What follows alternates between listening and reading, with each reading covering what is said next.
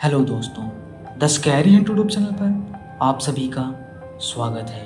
और आज मैं आप सबके लिए लेकर आया हूँ वेंडिगो की एक सच्ची और डरावनी स्टोरी। तो चलिए इस स्टोरी को स्टार्ट करते हैं। आज जो घटना मैं आप लोगों को बताने जा रहा हूँ वो मेरे साथ कुछ महीने पहले घटी थी, जब मैं अपने दादाजी के होटल में गया हुआ था। मेरे दादाजी का होटल वेस्ट वर्जीनिया के एक हाईवे के बीच में पड़ता है और मेरे दादाजी के होटल के आसपास कई किलोमीटर दूर तक सिर्फ जंगल है और कुछ भी नहीं। तो हुआ यूँ था कि एक दिन मेरे दादाजी ने मुझे फ़ोन करके बोला कि तुम्हारे कॉलेज की छुट्टियां शुरू हो गई हो तो तुम मेरे होटल आ जाओ, यहाँ तुम्हें बहुत मज़ा आएगा और फिर तुम 2-3 दिनों बाद वापस चले जाना। मैं ये सुनकर बहुत खुश हुआ और मैं भी अपने घर पर बोर हो रहा था, तो मैंने सोचा कि क्यों ना मैं 2-3 दिन के लिए अपने दादाजी के होटल में ही चला जाता हूँ और 2-3 दिन में फिर से वापस अपने घर चले आऊँगा। फिर उसी दिन मैं शाम के टाइम पर अपना सामान पैक किया और बस से अपने दादाजी के होटल चला गया। वहाँ पहुँचने में मुझे करीब 2 घंटे लग गए और उस दिन मैं अपने दादाजी के होटल में गया और अपने दादाजी से मिला और वहाँ आराम करने लगा। फिर अगले दिन मैंने उस होटल के आसपास के जंगलों में बहुत घूमा और मुझे वहाँ बहुत अच्छा लग रहा था, क्योंकि वहाँ का इलाका बहुत ही शांत था और खूबसूरत था। मुझे बहुत मज़ा आ रहा था। एक दिन तो ऐसे ही बीत गए और जब रात को मैं होटल के एक कमरे में सो रहा था, तभी मुझे उन जंगलों में से किसी अजीब से जानवर के चिल्लाने की आवाज़ आई। मैं खिड़की से बाहर देखने लगा तो मुझे कुछ दिखाई नहीं दिया, क्योंकि बाहर बहुत अंधेरा था और ऊपर से वो घना जंगल। फिर कुछ देर बाद मुझे घने जंगलों में से चमकती हुई 2 लाल आंखें दिखाई दी और वो मेरी ही तरफ देख रही थी। मैंने ज़्यादा ध्यान नहीं दिया और अपने बेड पर जाकर सो गया। फिर अगले दिन सुबह हो गई और मैं एक बात आप लोगों को बता देना चाहता हूँ कि मेरे दादाजी के होटल में बहुत कम लोग आते हैं, क्योंकि वो होटल हाईवे के किनारे है। और उस दिन मैंने खाना खाया और अपने दादाजी से बोला कि मुझे थोड़ा जंगलों में घूमना है। मेरे दादाजी ने मुझे बोला, ठीक है, तुम उस स्टोर रूम से साइकिल ले लो और तुम जितना चाहो उतना घूम लेना, लेकिन एक बात तुम याद रखना, जंगल के अंदर ज़्यादा दूर तक मत जाना और शाम होने से पहले तुम वापस चले आना।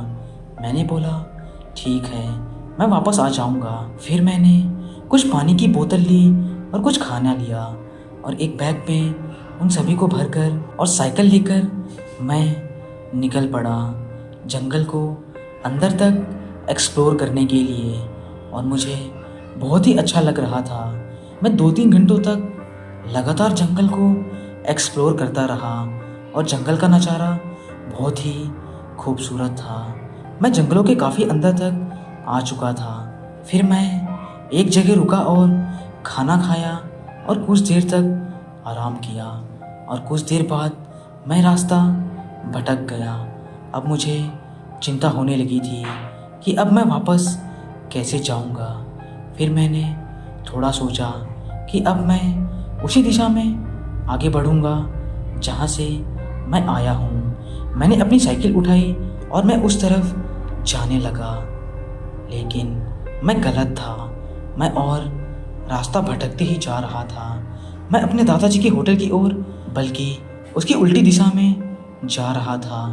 कुछ आधे घंटे बाद मुझे ऐसा महसूस होने लगा कि अब मैं सच में रास्ता भटक चुका हूँ।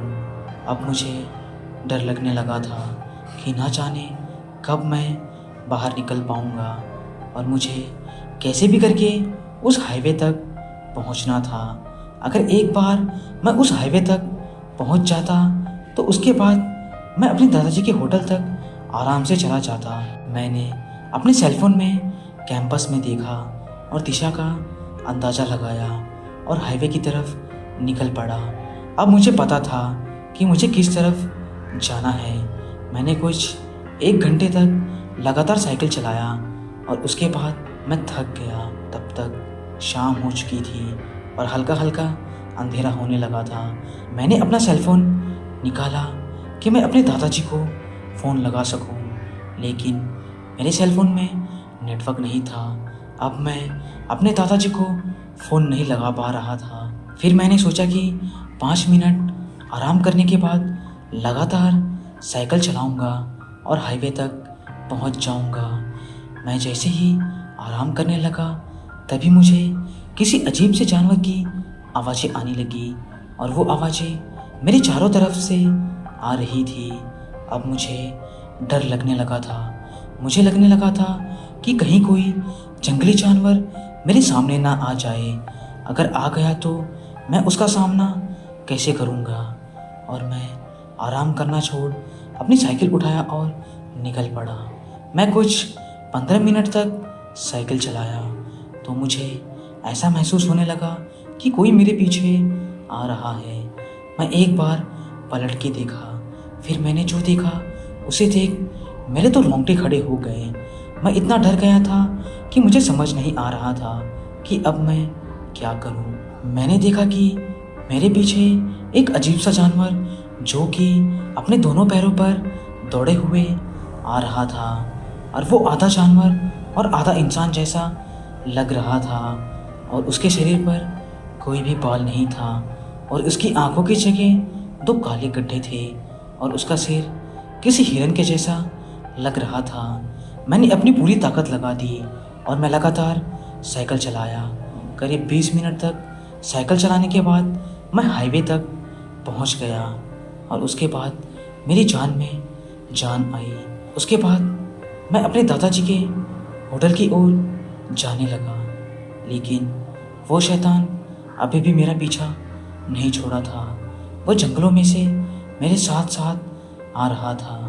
अब मैं समझ चुका था कि अगर अंधेरा होने से पहले मैं होटल नहीं पहुंचा तो ये मुझे जिंदा नहीं छोड़ेगा। तभी मेरे पीछे से एक कार आई।